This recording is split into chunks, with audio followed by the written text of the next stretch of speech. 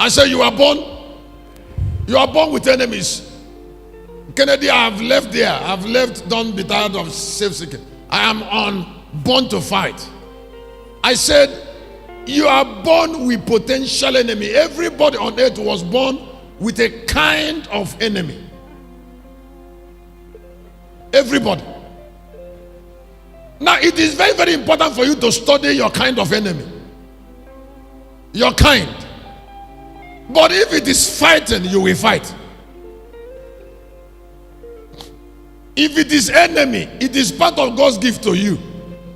Enemies.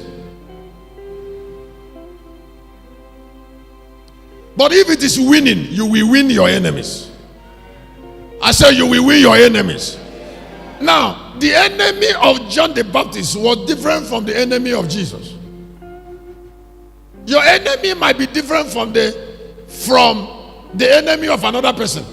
It is what God asks you to accomplish and what you are living for that tells you who is your enemy.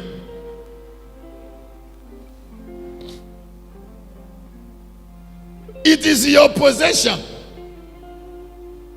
God said to the people of Israel in 2:24 of the book of Deuteronomy, he said, the land I gave you has Sihon the Amorite. It has what? He said, the land I gave you has Sihon. He said, engage him in battle. If you're looking at me, your enemy might not be Sihon, but you have enemy. Now, your enemy is somebody who is keeping what God has given you.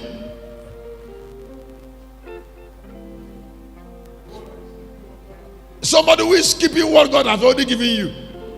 That means you have to fight him off your inheritance. But I would like you to know that you are born with enemies. Let me tell you something that will help you. It will help you immediately.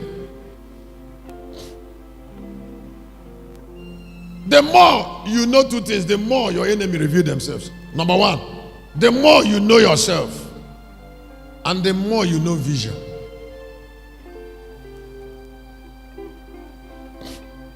If a man doesn't know who he is, and the vision is not also clear to him, the man will not miss fighting wrong enemies, fighting wrong people as enemies. I say, if a man doesn't know who he is and what he was born to accomplish, he might invest a lot of energy fighting wrong people. But your enemy is somebody vision provided for you. For Jesus, it was human beings. It was Satan and death. For David, it was Goliath. When Galilee camp started, the Lord showed me two men who are principalities. He said, these two people that are here in this village, they are the forces of darkness that subdue this land. I would like you to know them and then put light of war on their head. They are part of the reason why this village is in darkness. They do soul selling. They are human beings, but they are agents of darkness. They understand the sabbatical way of taming a land. He said, and your people don't know. He said, focus them and ask me to punish them so that the land can be free. It's just like what happened in Pelatiah and Jezreel in Ezekiel chapter 11. God said to Ezekiel, he said, you see Jerusalem. He said, there are people that are there that have said that Jerusalem is a cauldron. He said, you see Pelatiah, you see Jezreel. He said, as long as they are alive, as long as they are, he said, Jerusalem will never be free. And then Ezekiel said to God, he said, what will I do? He said, speak against them. He said, pray against them. Pray like this in your life. Don't only pray for God to bless you. Also pray to tell God to punish those who Satan uses to fight your life, whether you know them or not. If you don't know them, don't worry, but you have to pray against them, whether you know them or not. Father, I want you to make me rich, but find out those who Satan are using to keep my life down, and let them be punished. There is still a course there that is related to what I'm saying already. Maybe I should get it.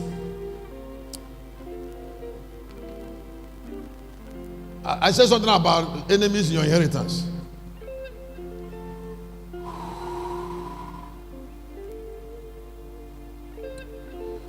Now, verse 12.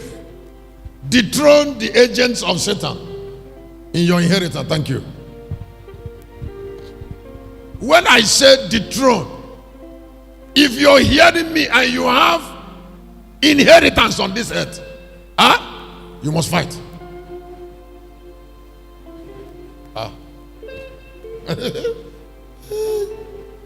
If you're a child of God, please don't call what I'm saying a story. You know what David has to go through before he can be a king after Saul. You see the trauma, the pain. You know in 2:14 and 15 of the book of Hebrews that Jesus have to die to win. There are always agents of Satan around us. There is no evil anywhere that was accomplished against the earth or against a child of God an agent of Satan didn't get involved in.